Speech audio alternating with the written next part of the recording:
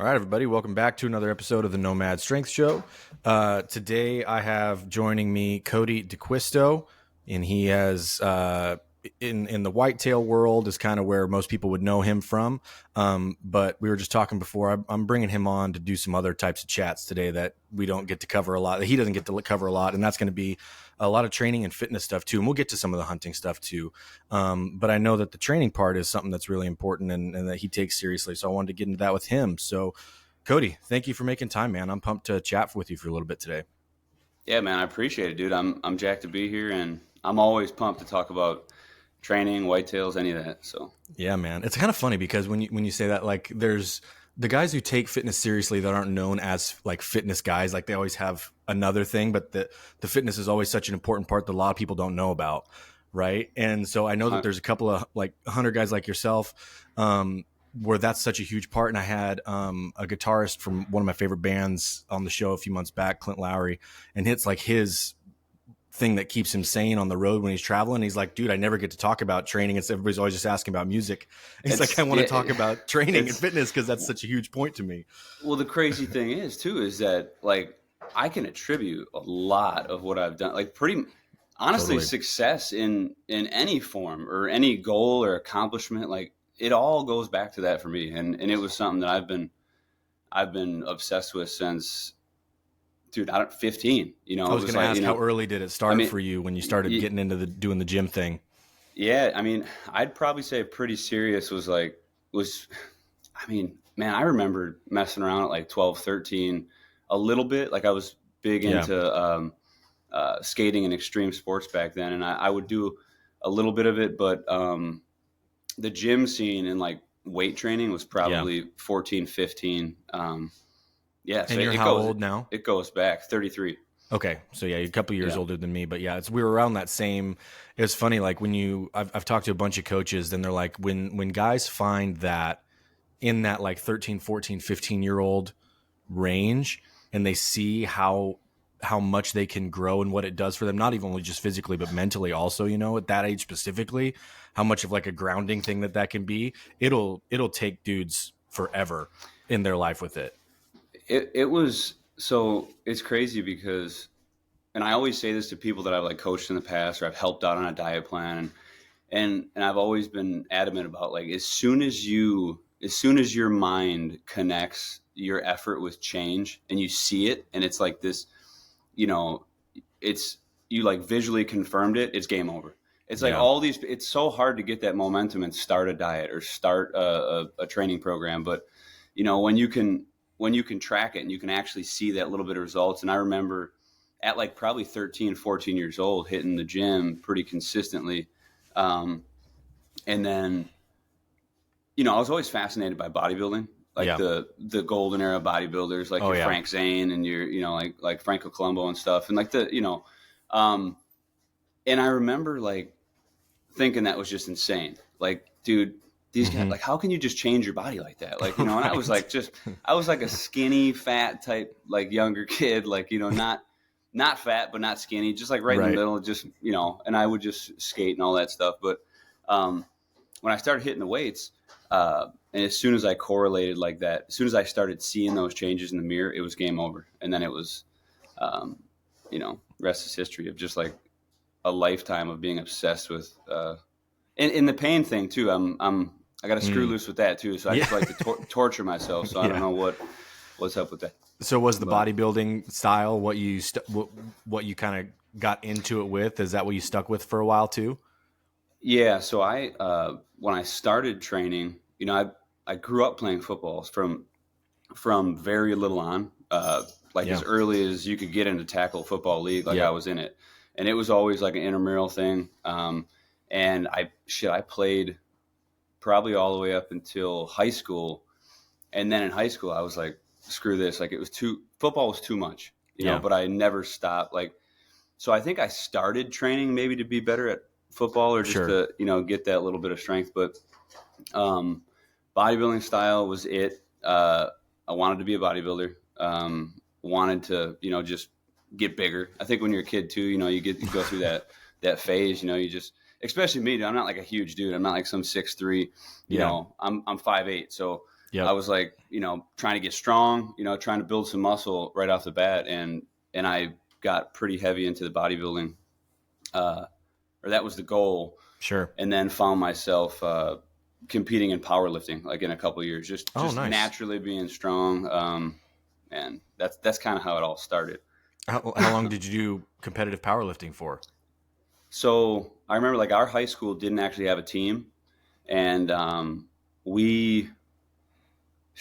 think it was like randomly we had this teacher who had a history. He was like a football coach. He's like, oh, if we can get 4 guys, we can go do a meet, and so me and a couple of buddies that I trained with, all kind of like punk rocker kids that were into weightlifting. It was weird. Like we were this little like it was even a football subculture. Yeah, dude. It was like this. It was the football crew up there, and I remember the football coaches were just like pissed because like they'd like, dude, why don't you guys need to play football?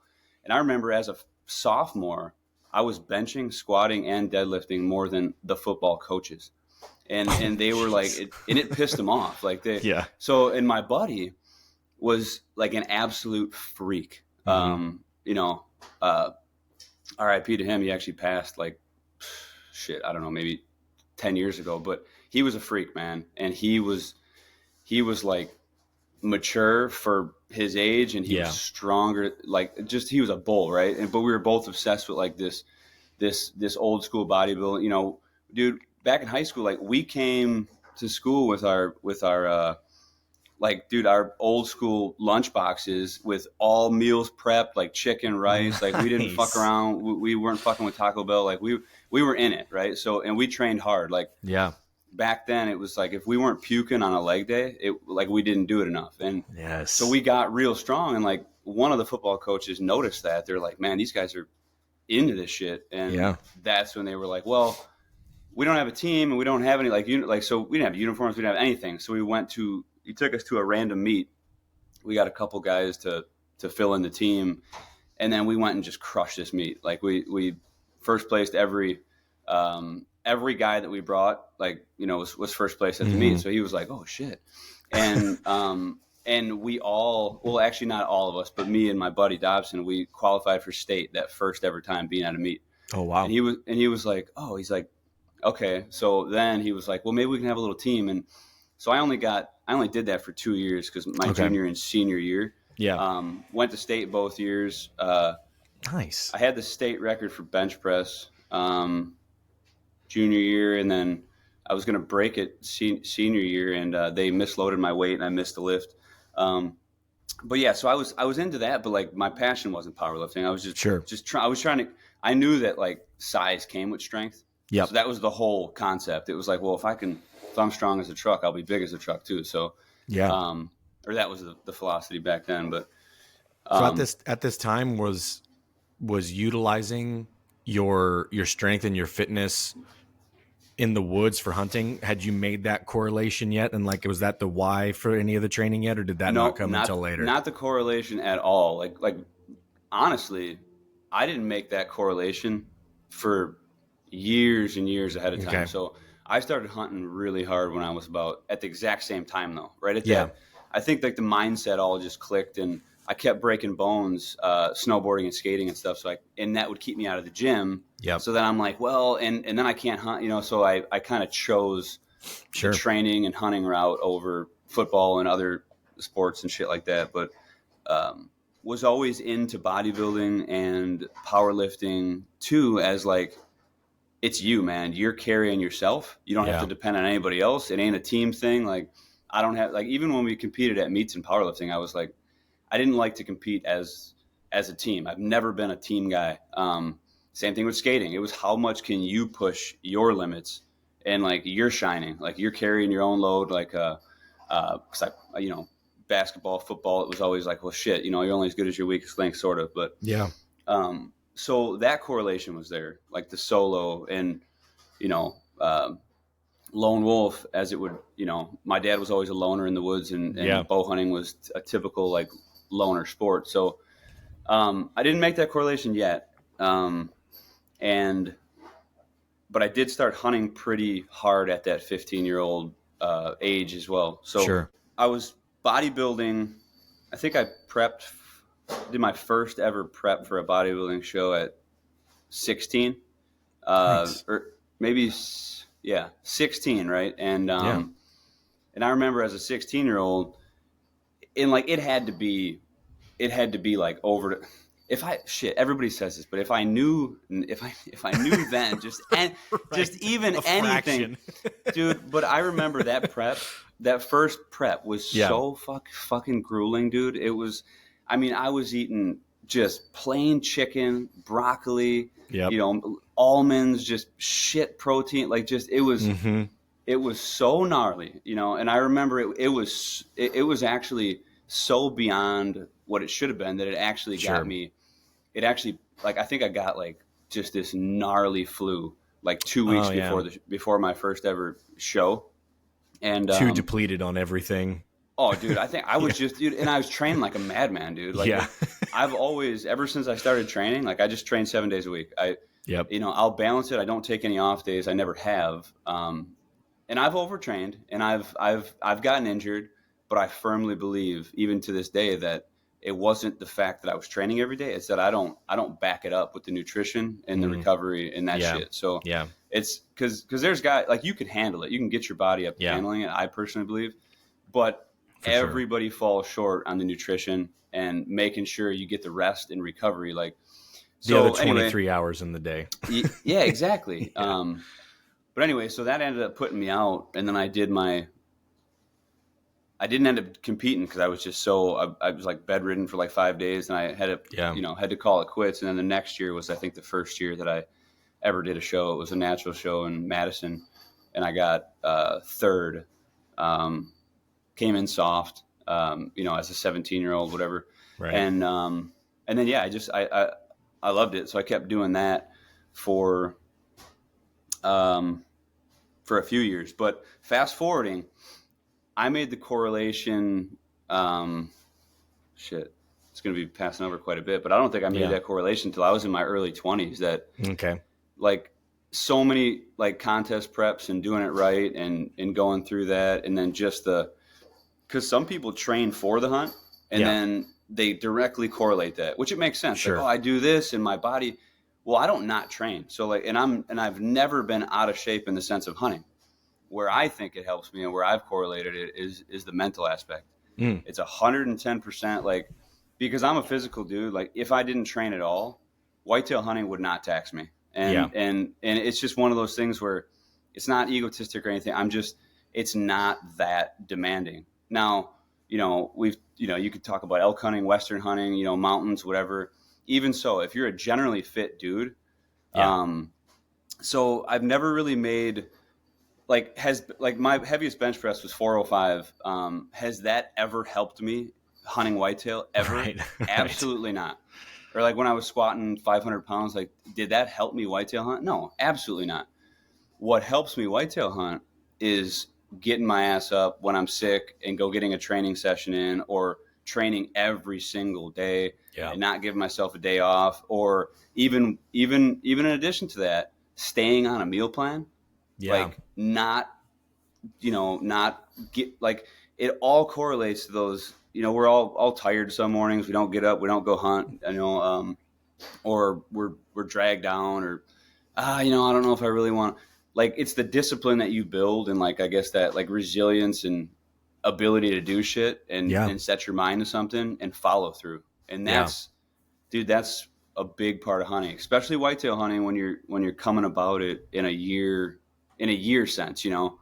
It's a lot of people talk about training, and they train for a hunt, or they train for a trip, or the way in which that I hunt, and like, okay, being in the Midwest, living close to hunting property, like, it's all the time. It's whenever you can get out, it's after work, it's before work, it's okay, I'm going to scout midday. So it ends up being like a 90-day whitetail season, sure, in which you're altering your life 100% to get out there and make it happen. So you can't just train for like that little bout, like a week-long elk hunt.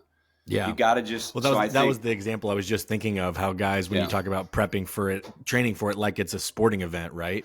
And it's I know I have this 1 week in September, so I need to make sure that everything when I leave to go on that week is dialed. So like, I'm not super toast by that point. I'm recovered and I'm ready. Like, you treat it like it's a sporting event, like a powerlifting meet that you have to, build for and then taper off and do all that kind of stuff. But like where you're saying, it's 4 months worth of stuff essentially. Like, you can't necessarily prep for a 3 month or 4 month long season like that. It's kind of just got to be, this is me always. Yeah. And it's got to be like, so that's where I think general fitness and like general preparedness is to the top. But that I still think, like, going back to the bodybuilding days and going through those preps, and like you're tricking your body into getting into a position that it does not want to be in. Sure. And when you get toward the ends of these things, and I've done a lot of different things fitness orientated, and I've recently got into, which, I'll talk about in a little bit, of like the endurance type stuff and like ultras and that kind of stuff. Yeah. And that's a big mental thing that I've found too. But even that is a different mental game than being 13 weeks into a 16-week contest prep. Yeah. And just being starved, and you're starving, and you're wore out, and you're sitting there, and your mind starts racing, and everybody around you is eating what you want to eat. You can't eat it, and you got 3 weeks of hell, and you got to get up and grind every single day. Even, running 100 miles, like, okay, if I can make it through this 50 miles, if I can make it through today, like, that's it. It hurts right now, but it's like this slow play and this torture, and not all preps are like that, but some preps can be. And shit, I mean, I'm sure people listening to this podcast will know who Chris Bumstead is. And like, dude, first of all, you want to talk about a just amazing dude. But I remember when I started bodybuilding, I found him as like, I think he had like 1,000 followers. And he was super early on. guy. Dude. And I was like, this dude has a freaking body. Like, he's got the aesthetic, like that's it. And he's going to do well. And I remember following him and like 3 or 4 other people at that time. And that's when I got up into like a little higher of a level when I was trying to get my pro card in the natural circuit. Sure. And I remember following him, but I think it was 3 or 4 years ago when he won his first Olympia, and he did this speech about how a week prior to that competition, he like was bawling his eyes out for like all morning and was about to quit, and like it was so fucking tough and taxing. And then his old lady, I think, like, slapped him and checked him into it. And And it was all worth it after that. But dude, I'm telling you, not many people know the depths of that type of suffering. And when I think about times like that, and I can think back, and then I wake up and I'm like, oh man, I don't know if I want to go hike out there and hang this stand this morning. I'm like, this is absolutely nothing. Like, absolutely nothing compared to that. So I think just like the mental strength it gives you, and like that commitment, and then to see something through, same thing throughout a season. And that's something that's it's invaluable in anything you're trying to just consistently, put forth effort into. So that was a big correlation. So is the bodybuilding style of stuff still what you primarily do when you train, or have you switched up a bunch since then? Yeah, so that's a thing. That's a big thing of the past. So that was probably I did that training until I was about 20. And I got in a really bad car wreck, and I ended up breaking like pretty much everything on the left side of my body. Freaking arm, Holy 5 cow. ribs, collarbone, blew out my knee. And I remember I was out of it for a while. Like, it was a dark time. I was in a freaking recliner for like 5 months, and like, and for somebody like me who's like, training is everything every day, no matter what it is, it's got to be something. Yeah. And like, I couldn't train at all. And I remember through the recovery process, like, I was that dude taking the wheelchair up to the top level in the Bally's Fitness in Milwaukee, like, and just doing curls with like one arm, like just trying, just doing anything I could do. And I typically, so that happened. And then I got back into bodybuilding for about 2 years. And then, I got to a point where like I won a couple like local shows, and the overall, and then, got the sword, and I was super pumped on that. And I was even hungry to take it a step further. And that's when I was really trying to get like, that pro card in the natural circuit. But I got turned off of that real quick, based off of politics and the people that I kind of lined up with. Yeah. I mean, I've always been I've always done my training and stuff. And not that if I could take it back, it'd been nice to have some mentors and stuff, but it's always been just me, just guess and check. And I never really had a whole lot of coaches, but I knew that if I needed to take it to the next level, I needed to get a coach. Were you writing all your own programs during this time, or were you following anything specific? Yeah. So I would do a bunch of research, old books, and a bunch of guys that I like, professional bodybuilders, and I would take little tidbits from things, and then I would take like what I knew about my body, and I remember it was crazy at one point, like when strength was the main priority. I wrote an 8-week circuit that would put 5 pounds on my bench every 8 weeks. It was it was something. It didn't seem like a lot, but when you max out at, let's say, 300 pounds, and you know that if you put in 8 weeks, it'll be 305, and then you put in 16 weeks, it'll be 310. And I remember I started to apply that same principle into all areas of my lifting, and that's when I got the biggest and the heaviest. And I was sitting at like 230 at 5'8". Yeah, and then I would cut back down and compete at like 190 in the natural circuit. And that's where I got my coach. So I was doing all my own coaching, and even lifting, I didn't need anybody to help me with my weight program. Like I was just, that's how I felt. The diet though, I'm an overthinker, overanalyzer, and I'll stay in my own head. So I was looking for somebody to, assist me with the diet. So I researched, and I wanted to get a good coach, because I'm like, I needed my pro card. I'm gonna really put 110% into this, and like I'm going for it. And instantly it was like, well, I don't think you should do natural shows anymore. You need to get an NPC circuit. You need to start cycling this. You need to do that. Like, you're never going to go anywhere without, taking any additional. And I'm like, I get that. And I was like, I'm totally up for that. In 7 years, like when I've peaked out my mat, but I was sitting, looking pretty damn good at 190 pounds. And I'm like, I know I I was beating guys at NPC show. Like the overalls I won were NPC shows. And they, there was a lot of people get pissed. Like when you come in from doing a natural show and then win an NPC show, you don't think so, but it's like one of those things where I guess you don't do. And people are just, and they're like, oh, this guy is like, he shouldn't be competing over here. He should stick with the natural circuit or whatever. Fragile people over there. Well, it's just, I think they're just a little touched. And I got nothing against guys. Some of my best buddies, cycle and are giants, and they've taken it way beyond me. And it's not that I was against that or had anything for it, but I was just like, I want to crush the natural circuit first, then I'll move over to take that to the peak before you add anything else. And because I'm looking at the top level guys, and I'm like, I can get there. I know I can get there. And it ain't romanticized like the NPC and like the main, but I can cross over. And as soon as that happened, it turned me off completely. And that was the last I've ever been associated with bodybuilding. Crazy. And I'll say, I'm once a bodybuilder, always a bodybuilder. I mean, like a little bit, but one thing about my training with bodybuilding, and this is kind of gravitating to getting back to your question, but one thing about my principles always there was it was very fast paced, very intense, a lot of supersets, a lot of trisets, a lot of giant sets. Like it was very go. And, and to where that's a lot of old school stuff, like the way that they did that. And you had your Mike Metzer approach where it was completely the opposite. And then you had your Arnold, who's 5 sets of 12, just tripling everything. And it wasn't mainly to that. It was like, I felt like I wasn't getting anything. Yeah. I was just sitting there, and guys I'd train with would do 3 sets of 6, and then they would be chilling out, 2-minute rests. And that was never me. So it was always very fast paced.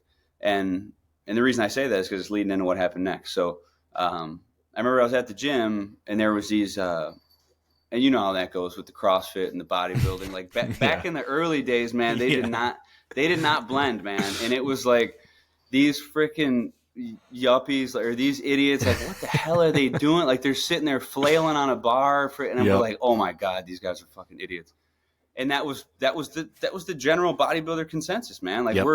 we're the gym rats. We own the weight section. These guys are coming in doing these crazy things. And, it was always that like, oh, the proper way to do an improper pull-up. And, all those like things making fun of them. And that's all I ever seen of CrossFit was like these just completely people that were out of shape that like, I'm like, what are they doing? But they would always, you'd always hear that, oh yeah, you guys, you have, I guess not functional strength or whatever. And sure. So this one squirrely dude at the gym one time bet me like $50 that I couldn't do a muscle up. And I didn't know what a muscle up was. I was like, what's a muscle up? And he couldn't even do one.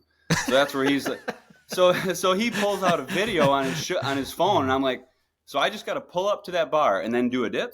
And he's like, yeah. And he's like, oh, well, you'll never do it like that. He's like, you got to swing, and you got to, and I'm like, okay, whatever. Or I can just so I jump up on the bar, man, and I just do this seamless like strict muscle up with a dip. And it was it was challenging. I'd never done it before, but it was like there was no hitch whatsoever, and the dude was just jaw drop. And he was like, he's like, this is bullshit. He's like, do it again. And I did it again. And I'm like, dude, all I got to say is like, I was still over it. And I was traveling a lot at that time. And then, so those type of experiences were my introduction to CrossFit. Yeah. And I'm traveling at a show one time, and I remember this shit so vividly. I'm flipping through at night. It was like 8 p.m. after a show dinner, trade show. I was like on the road at like Des Moines or something. And I'm flipping through, and the CrossFit games are on, and I stop, and I'm like, oh shit, it's a CrossFit Games. I'm like, okay, well, let's see what this is about, So I'm looking at it, and it was the games where Bridges was doing Murph. That's 15. That's 2015. So he's doing Murph, and they're explaining it. So I'm looking at it, and they're like, okay, so these contestants are gonna run a mile, they're gonna do this, they're gonna do that, and I'm like, I'm like that. I'm like, okay, I'm like this sounds pretty legit, and I watched that event. And then I watched the times, and I watched how they flew through, and I was like, that looks pretty badass. Like I was like, okay, it's like these guys are legit. Like this is not what I've seen of CrossFit. Right. These are fit motherfuckers. Like this is, and I think I watched a couple other events, but that next morning I got up and I was like, well, that's what I'm going to do tomorrow morning for a workout. Like, so, and I went to a local, like, Anytime Fitness. Yeah. And then I went and I did a mile outside and went inside and did the whole routine. Yep. And I think my time was like, I can't remember my exact time. It was probably like, wasn't horrible, but it was nowhere. I'm using them as a reference. I'm like, well, he got like 36, or I don't know what he got, 36 minutes or whatever. I think my first one was like maybe 48 minutes or something. Yeah. And I'm like, okay, this is kind of taxing, but this is very much like me. I get like, I've tunnel focus. I told myself like, well, okay, this is the next mission. Like you're going to crush this fucking workout. Mm-hmm. So I did Murph every day. I think I did Murph every day for, I think 2 months. Oh, dude, I'm not shitting you, dude. This is how freaking whacked out I am, dude. And I look back at it now and I'm like, dude, you're a fucking idiot. So I started doing it. I did it for like 2 months. I did it throughout the entire show circuit. And I got to the point where I could crush Murph in like for sure low 30s, like, no vest, but I'm just like, okay, right. So I'm crushing it. Then I'm getting, and this is strict pull-ups. Yeah. And just, this is not butterfly or not kipping. And so I get to that point and I'm feeling real fit and I'm like, oh, I like this type of workout. I'm like, this is freaking. So then I started like implementing some running into my like fast paced weightlifting sessions. And it was, I think the next year or that maybe a couple months later, I was introduced to the open. So I met somebody at a gym, another wacky CrossFit dude. Yeah. Was talking shit at the bodybuilders and kind of made some comment and here's I brought on this another bet, right? So he's like, it was the open, right? Long story short, he's like, there is no way, bet me like, I think it was $500 that I could not complete it was something so crazy. He was like, oh, well, you couldn't. And I was like, dude, I could complete anything you fucking throw at me. Like, that's and he's like, oh, okay, we'll see. And he was like, well, I'll bet you $100 you can't. And I'm like, dude, $100? I'm like $500 says I crushed the open. And, you know, I'm just big. Right. I don't even know what the open is, but I get into this. Yeah, dude. So I get into this, and he's like, all right, deal. So then I call my sister, and I know she's been training CrossFit because I've made fun of her like for a year. So she's been training CrossFit for like a year. The open? Yeah. I'm like, hey, dude, I call her up and I'm like, tell me about the open. And she's like, what do you mean? And she's like, well, it's an open competition, whatever. And we were traveling to Columbus. She was coming with me that weekend to another show. And it was the first open workout that they were releasing. She's like, well, I'm coming to this. She's like, I have to complete them no matter where I am. I'm just doing it for my gym. Like, she wasn't trying to go anywhere. She was just doing it for a workout. So she's like, we'll drop in at a gym and like, you know, you can try it. And I'm like, okay, cool, bet. Awesome. So then, so I signed up, I freaking entered in like the whatever, tried to do it legit. And we went, we were there and we went over. So I think in that first workout was deadlifts, rower, and wall balls. And it was I remember that one. Yeah. So that was what it was. So I'm like, okay, what's a wall ball? Yep. I've never stepped foot on never even sat on a rower ever. Yep. But I could deadlift like nobody's business. I'm like, okay, whatever. I got to just squat and throw this ball up. Like, anyway, so I don't remember what I got on that or what the workout was, but I remember because when I went there, kind of told the dude, I'm like, hey, I've never done CrossFit before, never done the open before. He's like, well, why are you doing the open if you've never done CrossFit? And I'm like, dude, just shut up and score me on this paper. Yeah. I'm like, I'm like, dude, anyway, I do this workout and he is like I put down a better score than anybody at his gym than him. And he's like, dude, you should really think about doing this. And I was like, yeah, I'm doing it right now. Like, I'm doing this open. I'm going to see what it's about. So I did that one. Fast forward, I did that entire open, completed it, submitted 5 scores. workouts was when it was back then, right? It was 5. I can't remember. Yeah, maybe 5 or whatever it was. But did them all, completed them, you know, rubbed it in the guy's face, collected my money. And, but that was, it hooked me, dude. After doing those, because then I remember another workout it was double unders and then it was toes to bar. And I'm like, okay, toes to bar. I'm like, okay, it can't be too hard. Dude, I remember that one. The toes to bar crushed me. Well, that was going to be the next question I was going to ask. Like, you cruise through these kind of with your fitness, but was there one where you're like, okay, this is actually something that was harder than I thought? There's a couple things. But I think to my advantage, those things would piss me off so much that I would go back in the dungeon and just train and train and train. Yeah. So they released these workouts, right? And I remember doing the toes to bar one. And that one was, I can't remember what it was, but it was toes to bar. I thought there was maybe double unders and something else. But I remember being crushed by the toes to bar after so many like times. And I'm like, man, that was way harder than I thought. Yeah. And even the chick that was coaching me at that time, she was like, well, dude, you can't just I was doing strict leg raises and putting my toe to the bar. So she's like, it's about technique. It's about, form. There's a freaking method to the madness. And so I started to understand that. And what I really liked, what freaking hooked me is that here I am now. I'm totally new to this. It's got me like a kid in a can. I'm looking at these workouts and I'm researching the exercise. I'm like, could I do that? I got to try that. Like, okay, I jump rope, but I do it twice. Okay, shit. So it had me like practicing double under. It had me doing things, and then I would go have to do it a day later. Mind you, in my mind, to keep up my fitness, I still got to be doing Murph in the morning. So I remember showing up. To do, this was my favorite workout. It's been repeated in the open. My favorite one by far. And it was the handstand push-up deadlift workout. Yeah. And if it wasn't for the hand. No, is that a named one or no? No, it's like, is it? Yeah, no, it's not a named one. It was Heavy D or something, or I don't know, or I don't know what it was, but it was where you did. It was escalating weights, and it was 20-15-9, and then it repeated with a heavier weight, and then it like went. It was something along those lines, but it was one of those, and it was one of those workouts that it was kind of just like made for me, like and because I'm very 21, good at 15, 9, 21. And then when that one had the handstand walk in it too. well, the Or that was handstand the walk one, was after you completed like the first whole the circuit. first 21, 'Cause 15, 9 of both of them. well, so it was escalating weights, right? So how did it? Are you in front of? Are you Right. looking at it? Yeah, it was like Yeah, I'm looking at. it started out So with you I did think 21. 1/3. This says 225. Well, this is actually when Yep. they repeated it in 20, but this was 225 on the deadlift for 21, 15, 9 with handstand push-ups in between. And then it bumped to 315. To 315. And did 21, 15, 9, but then you had a 50-foot handstand walk in between each of those on the second half of it.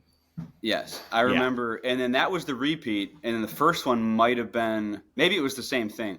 But I remember doing that workout and finishing at or not finishing, but getting to the handstand walks like at an elite top level time. And then just crushing my face on the handstand walk. Because I've never handstand walked in my life. First time ever.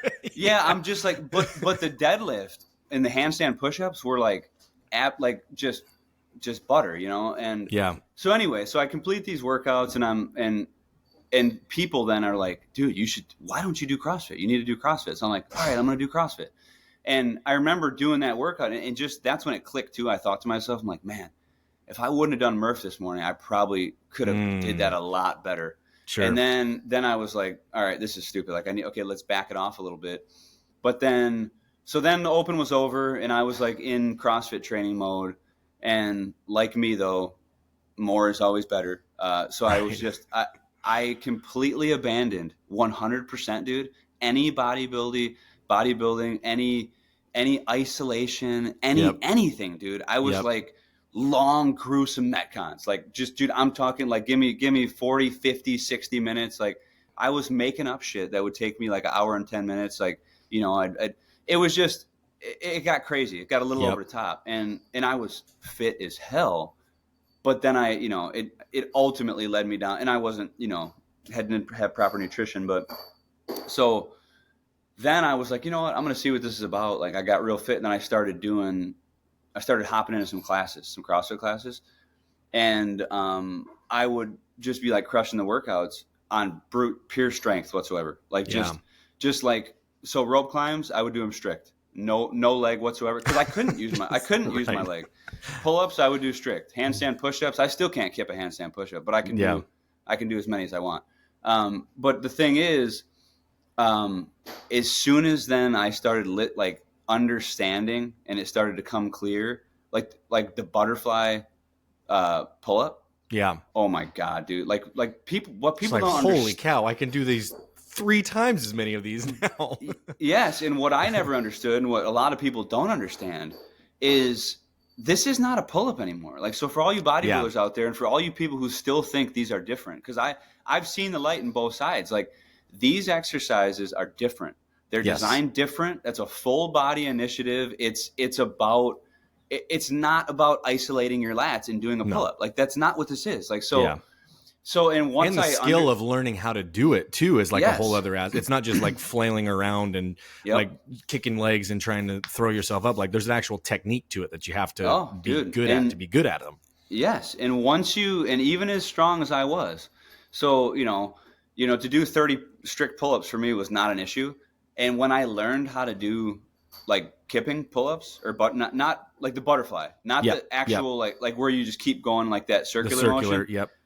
When I learned how to do that, it was like, dude, crank out 60, 70, no problem. But it was hard. It was a different, it taxes your hands, your forearms, your freaking shoulders, your lats, your core, and a lot of people don't understand that. So I started to, learn these type of, techniques and stuff. And it really made me fall in love with CrossFit. The one thing where CrossFit is horrible for a guy like me is I'm super competitive and I push it way too freaking hard. And I got no business. And like, sometimes I need to just take the long road, or the slow road. And, so ultimately, I just ended up, getting a shoulder injury, just pushing it way too hard, doing shit that I like, I can do that, and then, you want to compete with the dudes in there. You want to, shoot for a time. And then, before you know it, you're trying to like clean and jerk something that's like 30 pounds over your PR, and also after getting taxed out on the rower for like 2 minutes. And it's like, like, what am I doing, man? Like, So it's like, so I have a love-hate relationship with CrossFit. I love it, dude. And it's awesome. I think if you can check your ego and you can do it in a good, like consistent basis, and I still do it all the time. Like I'll implement those methods into my training, but you gotta watch it like anything. Did you find that training in that environment was helpful for you, having been like the solo guy for so long doing the bodybuilding, and now you're like in a class competing, like you said, with other people? Was that helpful for you in that regard? Yeah, actually, to tell you the truth, like, so I started doing it solo, and my first experience with CrossFit was actually, a CrossFit gym was horrible. Really? I went into a gym, and like it was just random CrossFit gym. Yeah. I went in there and I spoke to the head guy about joining, and dude, the attitude. And I think he looked at me. I had a decent build. I'm like, hey, I'm just looking to get into CrossFit, and his, like, he was like totally like, well, we don't, like this is different than body, but like it was just, I don't know. It was the attitude was he like, I don't know. I can't remember exactly. It was so many years ago now, but his attitude toward it, I was like, we don't hold any hands here. This is a serious CrossFit gym, like, whatever. And I'm like, dude, I'll crush you in any, and I'm looking at the dude. I'm like, I will crush you in any display of physical fitness. Like, and I was kind of disgusted, and I was like, you know what, this shit, like, you just lost.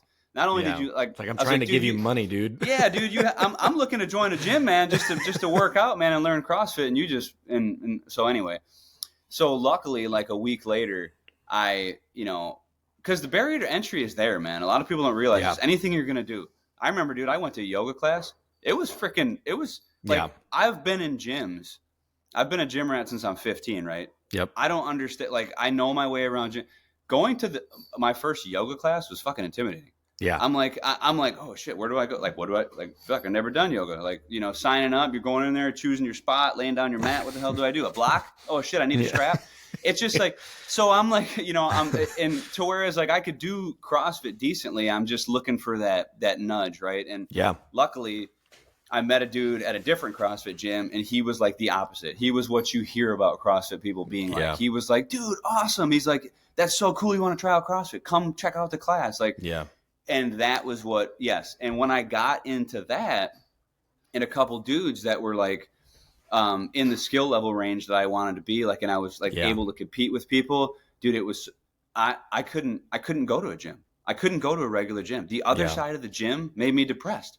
Dude, it was weird. I was like, oh dude, I can't go in there and just do like sets of bench press. Like what like, oh my God, that's just like, I want to die. And so it got like, so that was very, like, reviving or vitalizing or whatever you want to call it. But it was cool, man. Like and the community is cool. But the community also doesn't favor, I think, the lone wolf either. Sure. It's one of those things where I think, like, when you're in it, I mean, that's the point of the whole thing, is like, here's a bunch of people that will be your team. And that, like you said, doesn't really support that environment for just the guy that wants to do it on his own. Yeah. And I would find that, like, over the course of time, like when I'd be gone on a trip or something, come back and be even more fit, that like you weren't getting as well, like it wasn't as welcoming as like the dudes who are in there every day doing the chit chat, talking, and the camaraderie. Like, so, I think that's the same with a lot of stuff too. Yeah. But so are you training at home now, or do you have set up at home, or are you still dropping into places when you're training? Well, so I haven't done an actual CrossFit training session in probably a couple of years now, or maybe the last time so what was the last open, or before they changed all the structure of everything, or so I was out of CrossFit for an entire year, and I think it was last year. Was it 2022? Because the games just happened, right? They do those at the end of the summer. But last year they did the one where the open was like right after the games or something, and then they did it again in the winter or something like that. That's why it confused me. Yeah, so because they were changing the schedule of everything. Yeah, this would have been last summer then, right? Just this past summer. Yeah. So I didn't do CrossFit for a whole year, and then all of a sudden I'm scrolling through social media and I've been feeling good, feeling fit. Like this was last year. And I was like, oh shit, the Open? I was like, the Open's right now? And then I looked at it and it changed schedule. And I was like, oh, I'll fuck with the Open. And so then I literally went back into the gym. Everybody's like, where, like, I haven't seen you in a year. I'm like, oh yeah, I'm just gonna do the Open workout. And they're like, so then I did all the Open workouts last year, signed up, and I think I finished top 6% or top 7% after the Open. And it was like, and I was like, oh dude, I'm feeling good, man. I'm gonna do quarterfinal or whatever the next level was. So, you know, got the invite to the next level, and then I did the signed up for that. And then so then it's like a game changer too. It's like, okay, now you only got a couple days. Now you got to be even more strategic. It's more, and I remember that one broke me though, because I was so out of shape and I was just getting by. Like you can get by on the general fitness in the Open. Yeah. But then when it goes, it goes to the next step up is pretty significant. Dude, the next step up is rough. And I was like, you know what? I got to do it. I just want to complete everything and submit a valid score. Like that was my goal. And then of course, like the first one they released was like some crazy 300 feet of handstand walks or something, like before the workout even started. Right. And I'm like, oh my God. So immediately I just started practicing handstand walks, and I actually got through that one. But yeah, so to fast forward to answer your question, since then, that was my last. I haven't worked out from CrossFit since then. And I've been like running like a madman. I just started gotten into the ultra thing now, huh? Yeah, just started running. That's like I said, Forrest Gump just started running one day. Dude, I just started. That's pretty much what was happening, man. I when I fucked up my shoulder, it had me running for a while.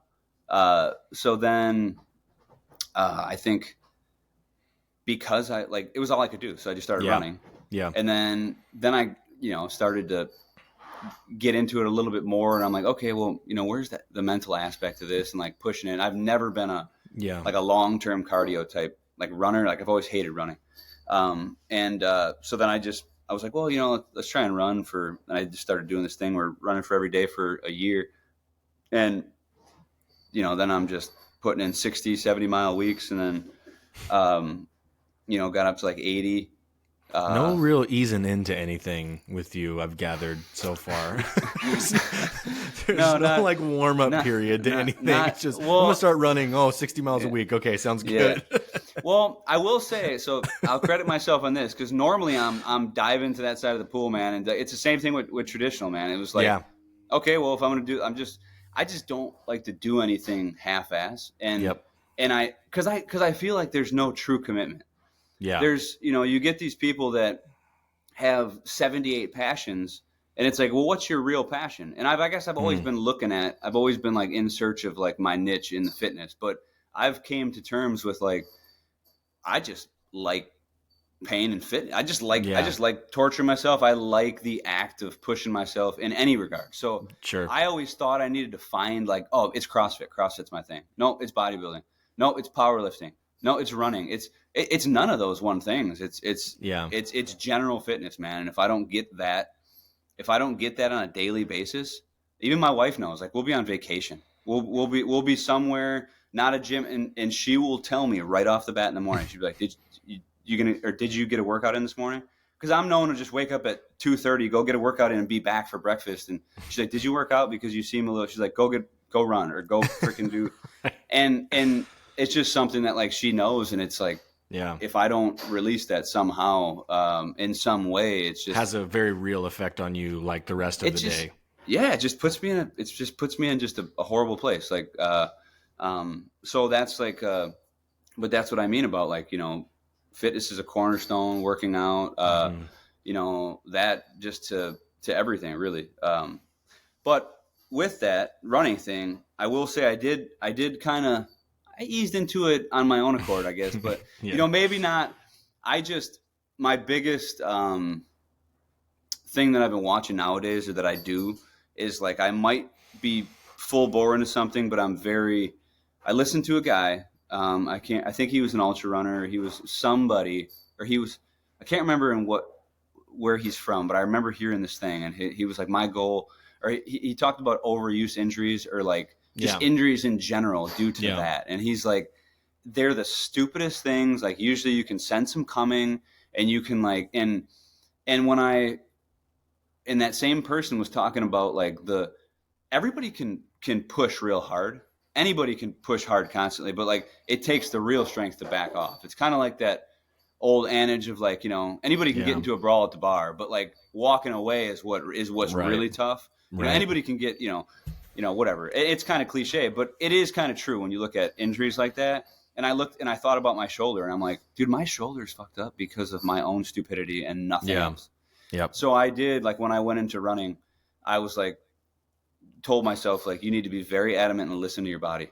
Listen to, like, feel those ankles, feel those. And being somebody who's never built up that, that fascia and like those tendons and structures. And I was like, you know what, just make sure it doesn't mean I have to rest. Like, so I'd get my run in. Like if I was hurting, I wouldn't go bang out 10 miles. I would just, do 4, and I'd go real slow, and I'd just, just ease it off, stretch a little bit more, push a little harder in the gym that day, and not just, yes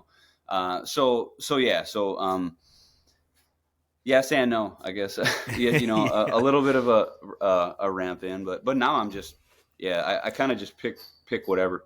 Well, I've heard you make that analogy, and you did it a few minutes ago too, about like to get a little bit into the hunting stuff. Now you did the same sort of mentality like recently with traditional and recurve hunting. And you, like, when you picked that up, it was like, well, yeah, this is how I hunt now. Like there wasn't the thing where I'm still going to go do this over here. It's like, no, this is how I do it now. I have to be all in on this to actually know if I can do it, or what are the things I want to do. So how does those similarities cross over when it comes to stuff with like the hunting world too? It's so pertinent because it's the same thing when you really look at it. It's just like signing up for that show, giving it your all, or like making a commitment to doing a competition or whatever, or just being in it. But the thing is like I don't think you're ever really going to be a great bodybuilder if that's not like even like when I was training and competing, I wasn't out there running, and that's where my failure with CrossFit was. I was just like, so like, it was all about like, it was a period in time where like, in my mind, I thought, well, if I'm not crushed, I didn't work out hard enough. Sure. And if I don't increase, but there was never really the goal of like, hey, I want to be a professional CrossFit athlete. Yep. But when I was bodybuilding, I wasn't doing a bunch of different things. And it's the same thing with, I look at the traditional archery. Like in my mind, if I say I want to become the most lethal person with a trad bow in the freaking world, right? Yeah. Which is like, I have motivators like that. Like, so motivate, whether, not that is, but my idea or my ultimate vision from early on when I was young. Somebody asked me this the other day, like my ultimate vision of like the ultimate whitetail hunter was traditional equipment. It's like, it's harder, man. It's harder to do. Yep. So I look like my whole life I've been nudging toward that. Right.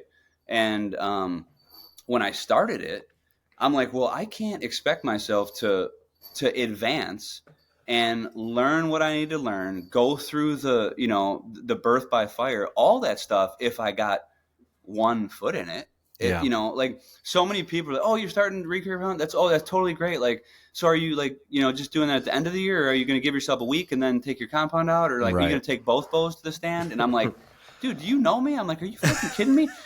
Would I take 2 bows to the stand? I'm like, no. I'm the guy who's telling people to ditch their shit and go light, and I design shit to be light and I'm like, you think I'm going to take 2 bows out into the woods? Right. And it's like, and making that there's a decision to make there though. Like it's and this, dude, it's tough. It is hard. It's a harder thing. It's a tough commitment to make, but I just like to honor those commitments to myself, because I'll only beat myself up if I like. There's been times where I've had great opportunities outside of the range that I'm good at now. Sure. And could I have, maybe grabbed a different weapon and went in there and killed? Yeah. But to me, it's not about kill.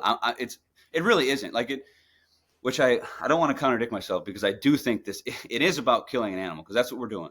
we all want to succeed. I do believe that it's about killing, but this mission here, Sure, and learning this weapon and getting efficient with this bow, it's not about just the kill, because it's about the kill with this. right. Now, like, if I'm not holding that rack and it didn't come from this bow, I'd feel like a failure, because it would be me backsliding and compromising because I know I wasn't good enough.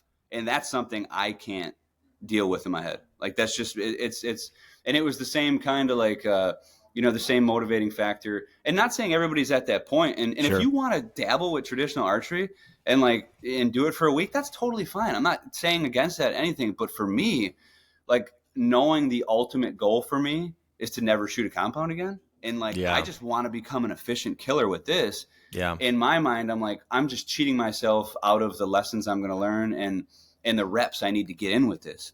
Did you know that was going to be the case when you picked it up for the first time, or were you like, it took you a week or something? You're like, okay, no, this is what I'm going to do now.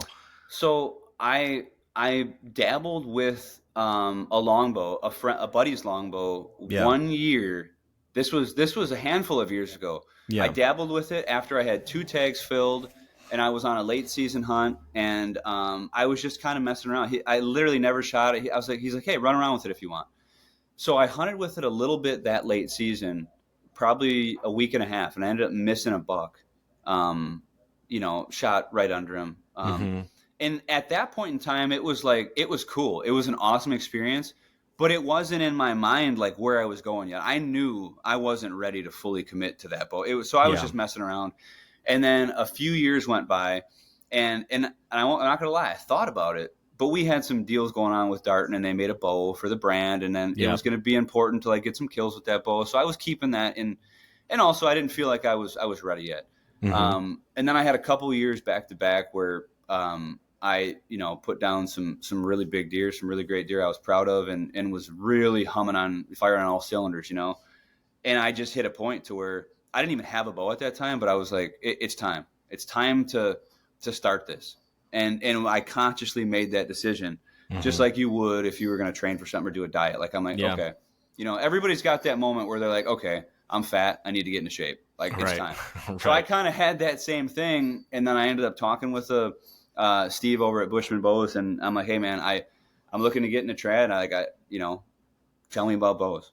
Tell me what I need to know. Like, cause I've never been an archer, man. I didn't know anything. So I had to kind of learn all that. And, but once I did get that bow, a bow of my own, I was like, okay, this is going to be the bow. And, and not saying, I don't know what's going to happen 10 years from now or 5 years from now, but, even going through that first season was rough, man. And it was failure after failure after failure. And it was fine tuning a technique and a system that I spent 15 years, fine tuning. And it was adjusting that, and it was learning different things, and it's freaking harder, but at the same time that also lights a fire for me. And it's like, it's a new challenge. And I know, fast forward now to this year, it's just every time out, every sit, every stand hang, and now connecting with deer, and like, dude, I can't tell you how insanely rewarding that execution of a clean kill with a bow like that is. It's a different, it's totally different. Can't even explain it. So yeah, man, it's just one of those things where, yes, I made the conscious decision, but like at the right time. Yeah. And I've heard you talk about too, I mean, your general style of hunting, like, and you mentioned it before, like you're telling people, lighten up weight wise, and you move a lot, and, but you get close even when you had compound, like your game was get super close anyways. So when you pick up the trad bow, did much other than the actual just shooting of the weapon itself change about the way that you hunted with it? Or was that because you're already close anyways, did that change much at all? No, actually that's a good question. And it's something people they're very interested in this because it's the opposite of what you would think. So, okay. So yes, to answer your question, like that was, for years I would have people, particularly trad shooters. I'd see them at shows or events, and they'd be like, dude, what are you waiting for to pick up a trad bow? Because, man, I think, dude, for the past 10 years, I've always tried to preach that of that of get close to the animal. Like that's what it's always been about for me.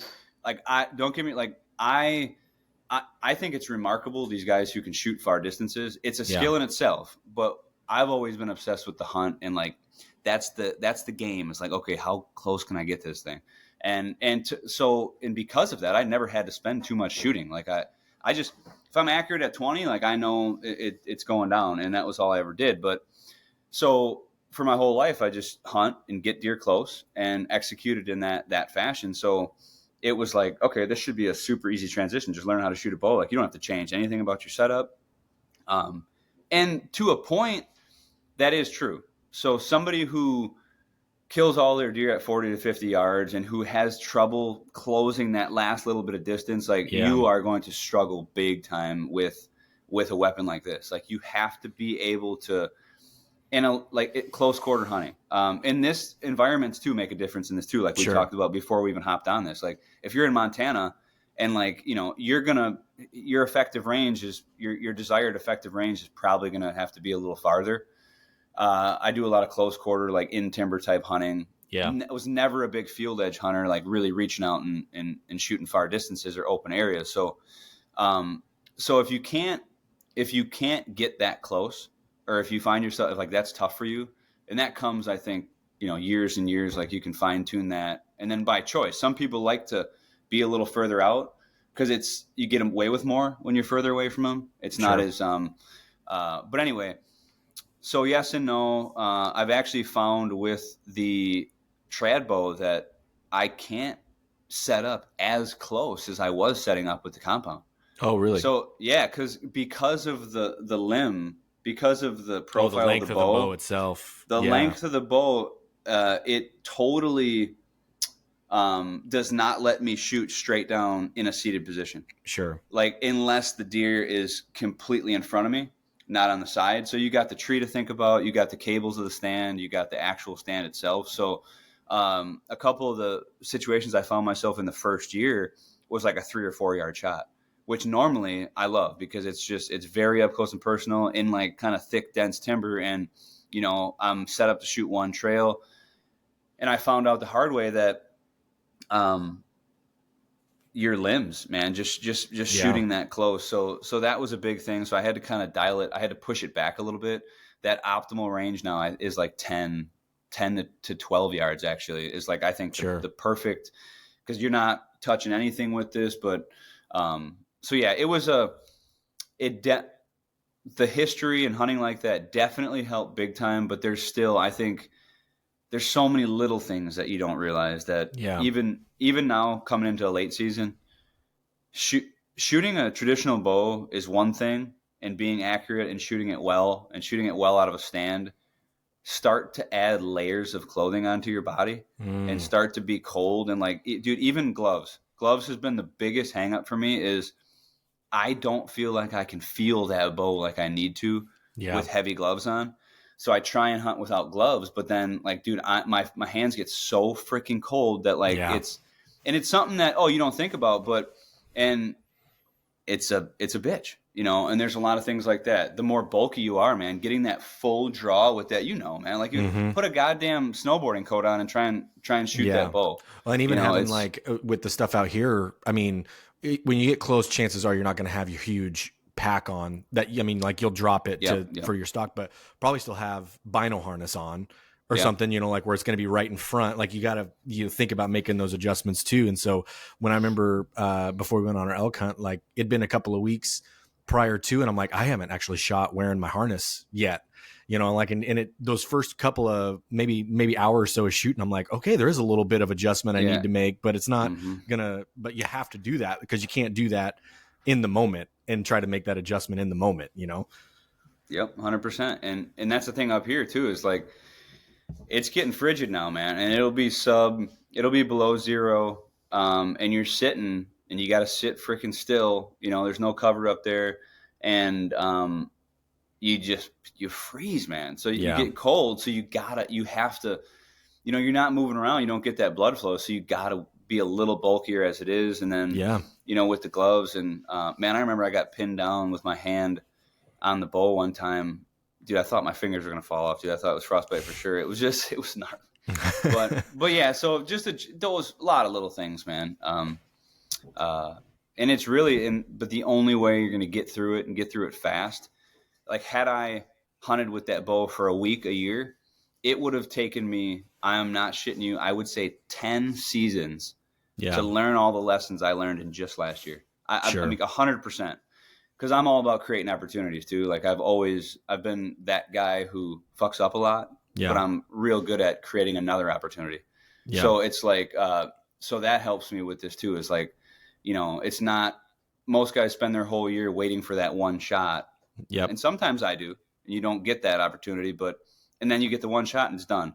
And then that was a lesson. And it's like, shit, next year or whatever. Yep. You got to keep, that's why big thing I preach too, man, is even if you're in the dumps or something doesn't go right, you got to keep getting back out there. Like that's the only way to, pull it out, pull it through.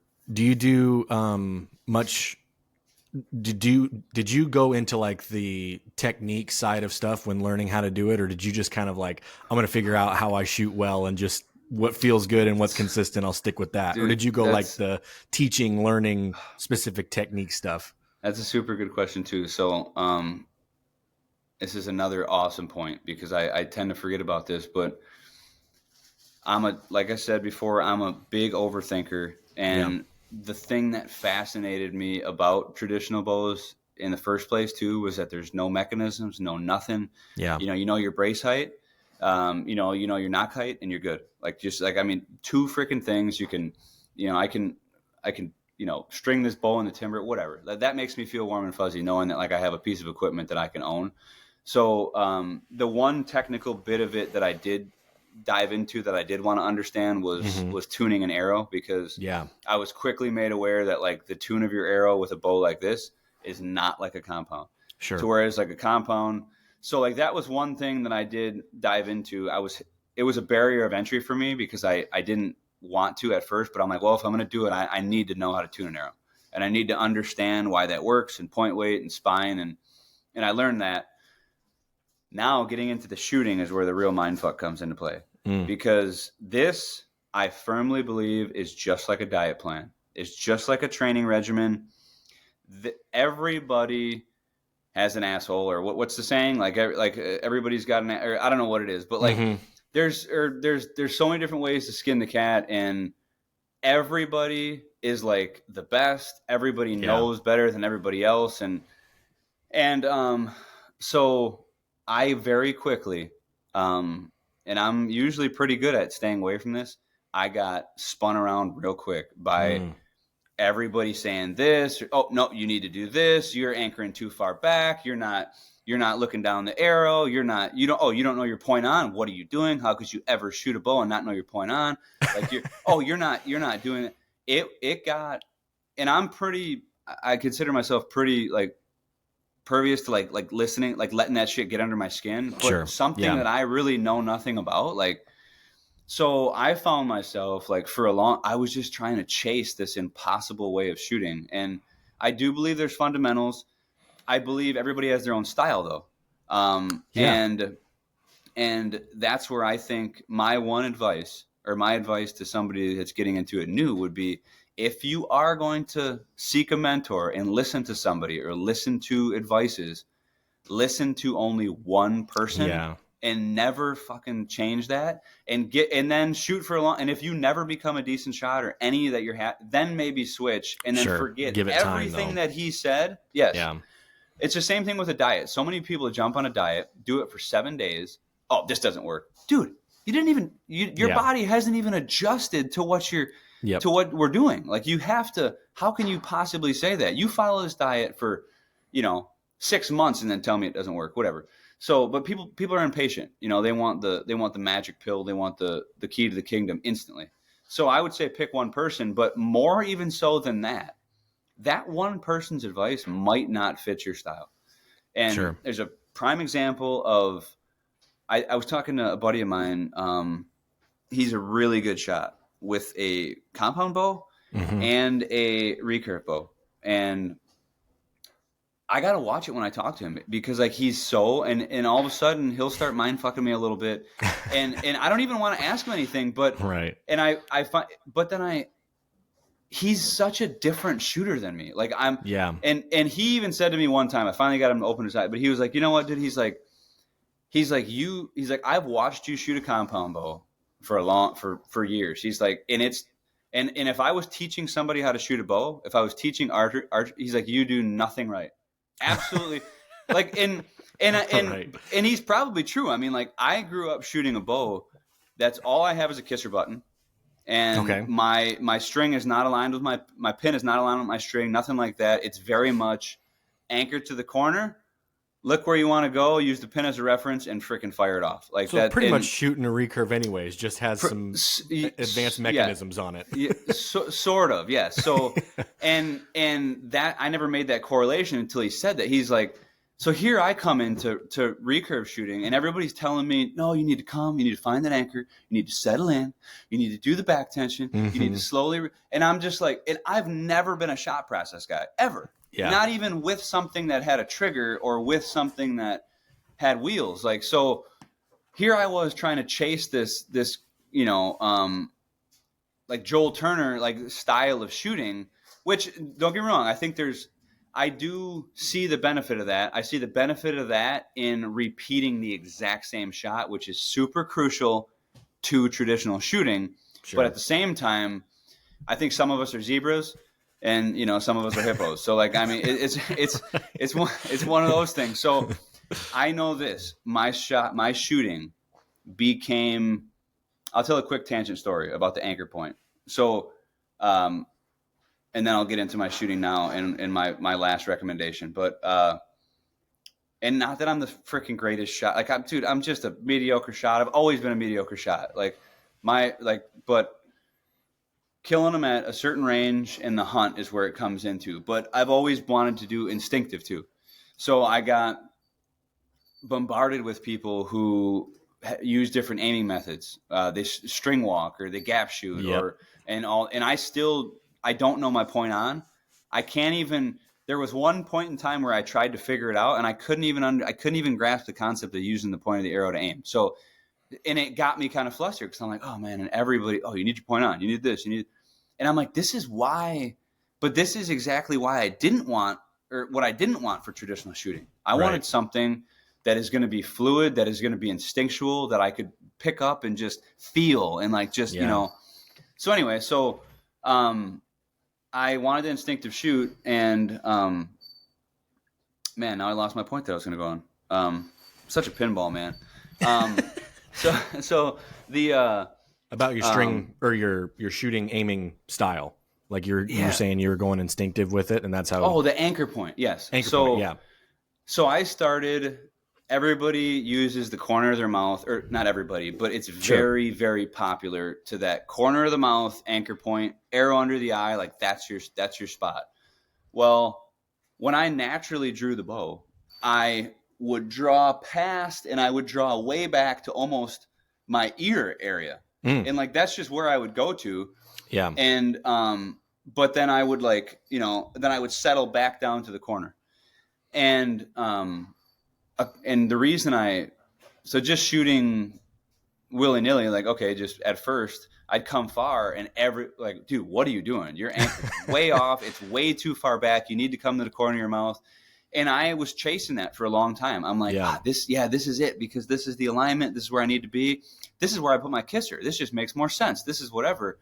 And I did find a bit of information from like one of those archery coaches or something, and he talked about a natural anchor versus. So then and then it made sense to me. He talked about everybody's body being different, and I got a long torso. Maybe something's different with my arms, but when I cannot open up an anchor right here. I just can't. I can't do it. Yeah, I'm closed in, and my draw is like 26 inches or 20 foot, and I just can't do it. But when I come back to here, everything aligns, and I'm freaking solid, and I get that structural alignment of what they say you want. So that was the first step into like expediting my shooting process. When I became okay with that. Then even when I finally found the anchor, because I was paranoid and wanting the process and wanting this to be perfect, because I'm starting it, man. I'm going to in it for the long haul. I can't start with bad habits. Right. So then I start listening to everybody, and they're like, oh no, you need to do this, you need to have this, you need to, or no, you need to, your release is wrong. Everybody has an opinion. So fast forward, when I started shooting way better, when my shooting got exponentially better, is when I did what felt right, and just now I just try to repeat that. Like, it sounds simple, but like I don't overthink the whole, like I was overthinking the hold for a long time. Yeah. And it's like, well, why the hell am I freaking, what is it? Why am I holding this back here so long? I don't need to do that. Like, there's no point of it.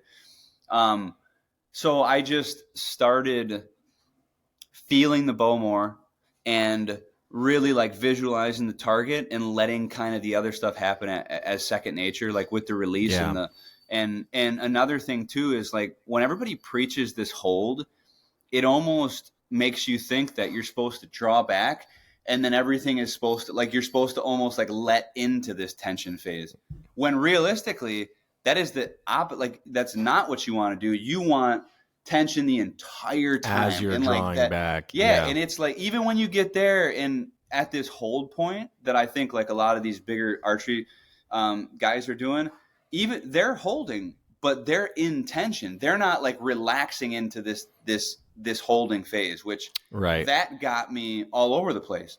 But then when I constantly kept that tension, and then it was like, that was a big, but really that's what, and then I think about it, that's what felt right off the bat. Yeah. Anchoring back there, and that constant tension and the visualization of that arrow, and then all that was a huge thing. Another thing, before I get too in the weeds, arrow weight. All of a sudden, I found myself with this freaking hammer of an arrow. Yep. Because everybody wants to shoot a hammer of an arrow, and I was the guy who, with a compound, shot a arrow light as a feather. And I know it's different. It's a different ball game, but I just never cared about the weight of an arrow. And and I, knowing that I shot my compound very instinctively for many years, unintentionally, going to a lighter arrow in my trad setup brought back that like trajectory awareness, I think. Okay. Yeah. And it really made a big difference. Like, dude, I dropped my arrows, I think 130 grains or 140 grains total. And like, dude, it's made a total difference in my shooting. So what do they sit at now? Like, what's kind of what weight are they at now? So right now I'm at like 405. Oh, wow. And then they were like 560. Yeah. Or like, so I you know, and it was a different tune. You know, it is a little, so my bow is a little lighter too, though. Okay. My bow is lighter, but the trajectory on that arrow, like even when I shoot a tuned arrow out of both bows the same weight, there is not the drop. It's way flatter shooting. It's way more familiar to me. And, you know, it's helped a lot in that regard.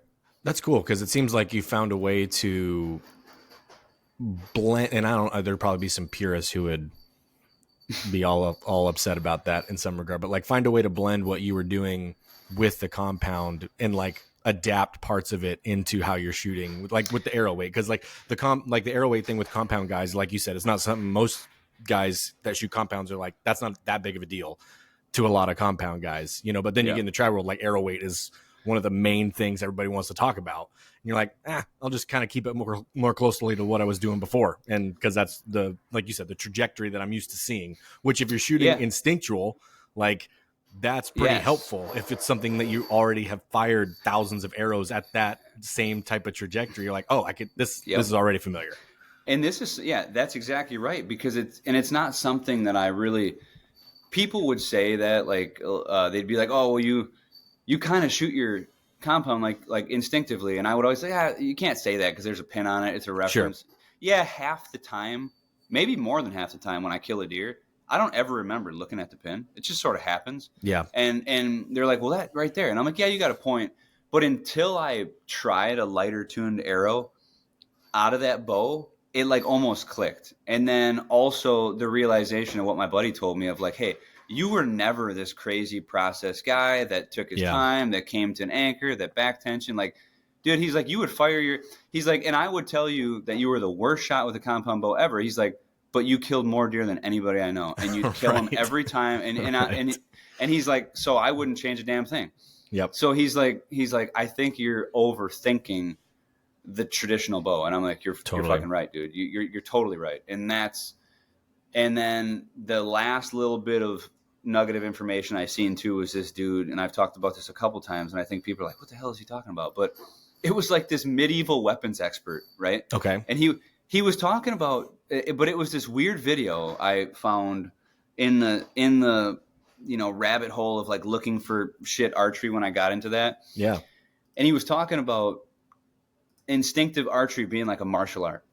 And it like, when you truly, like when you learn the bow, you learn the arrow and like the process. And he was going through all the different, like where archery started, or where, like the bow and arrow, and then, up through, England and Asia, and then, Native Americans and all this stuff about the bow. And he's talking about all these like ways of instinctual shooting and different releases that they had. And it got me thinking, I'm like, dude, all these people did it differently. Yeah.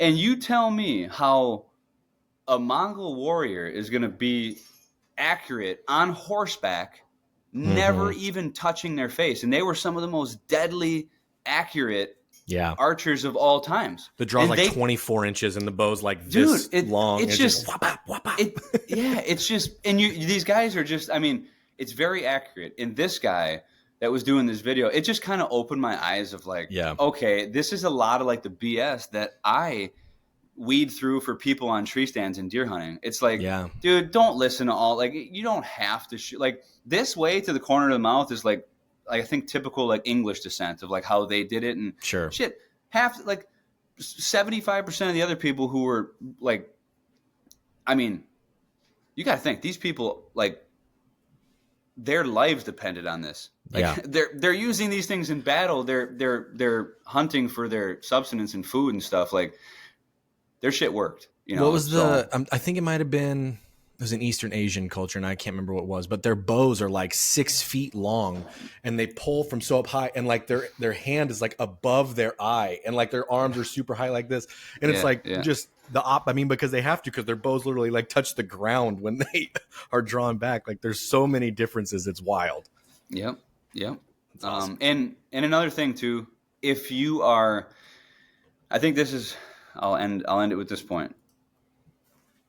We're talking about whitetail hunting, right? Yeah. We're talking about a relatively close effective range. A lot of these principles and a lot of these things that people talk about and they get caught in, and all these little nuances about like your air. Oh, you need your feather. Oh, I trimmed 16th inch off my feather to get the dude. I mean, come on. I think it's blown out of proportion. And I this is what I tell myself. I'd like everybody to wrangle themselves back in a little bit. And you might, like you said, a lot of these purists, like traditional guys or guys who shoot competition and shoot long distance, might be rolling their eyes. But like, I want to kill a whitetail with this thing inside of 20 yards. It is not that. If you have a good tuned arrow and you start shooting how it feels right, and you start getting accurate, and you start, most importantly, getting confident. Yeah. The confidence in your bow and arrow, especially with that and shooting instinctively, and your effective range is everything.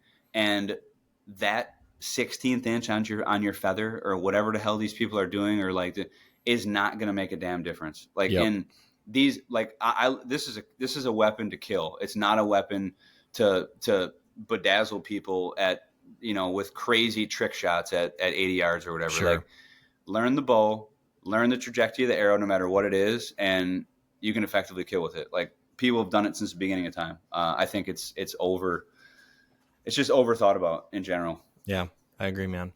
Dude, we're like at an hour and a half, so we'll start to wrap it up. Thank you for making time today, man. I was glad we got to get into some of the fitness stuff with you too. That was a lot of fun. So thanks for making time. Yeah. You have several different ways that people can support and follow what you're doing. You have Lone Wolf Custom Gear. You've got like the road shows that you guys do. You have your personal stuff, and then you've got the clothing brand, which actually I realized as I was talking to you, is Oh, the so beanie yeah, that I'm yeah, wearing. yeah. So why don't you do all those plugs and stuff for everybody so they can go follow and support you? Oh man, yeah. So a lot of my personal stuff, just goes on Instagram. Like everybody, or maybe not everybody, I try and be better at it. I need to be more active on there, but that's just so it's Dying Breed Bowhunter is my Instagram handle. It's an awesome name. Yeah, it's a in today's day and age with a lot of the just the things going the other direction from what bow hunting actually is like it was kind of like uh, a symbol of that, Sure. taking it back to experiencing that. So that's something new. We're doing a lot of work. We got some films we're working on and some videos we're working on the Dying Breed Bowhunter side, but that is just my personal Instagram handle. The Mobile Hunter Roadshow, I'm glad you brought that up because, your audience could be diverse, but like if you are somebody who's looking into getting into whitetail hunting, and more particularly like that mobile mindset of whitetail hunting, run and gun style, not your typical sit in a stand and wait, the roadshows are a super awesome resource. I do about 5 to 6 shows every year, and we travel throughout. We never go out west as close to you. Maybe one day we will, but starting in the Midwest and then all the way out to the East Coast and some down south. But they're just big day-long workshops. We talk about gear. We talk about tactics. We do all that sort of stuff. So it's a really good way to meet like-minded people, maybe make some connections to go, find a place to hunt, gear up and get some awesome knowledge, and then just kind of hang out with cool dudes. So those you can check that out. MobileHunterRoadshow.com is where you can, pre-book a ticket for that. They're $25 for the day. And you can win a bunch of awesome stuff too. And also there's an Instagram page for that. And then the backbone of everything, Lone Wolf Custom Gear is the tree stands and the gear that we make and manufacture here in the USA, to facilitate that ultra mobile style of whitetail hunting. We've been around for a long time. My old man founded the company back in '84. And then in 2017, we kind of flipped it on the lid and completely transformed the great stands and sticks into actual hunting systems that work together. And we got the lightest and most compact, user friendly gear on the market. So you could check that out on Instagram or the website too as well. And then for the last, I know this is a long one here, but this is a long plug section. But it's good, man. Last but not least, UOMO Outdoors. It's the beanie you're wearing, and it's just something, man, that's been kind of a side project for me.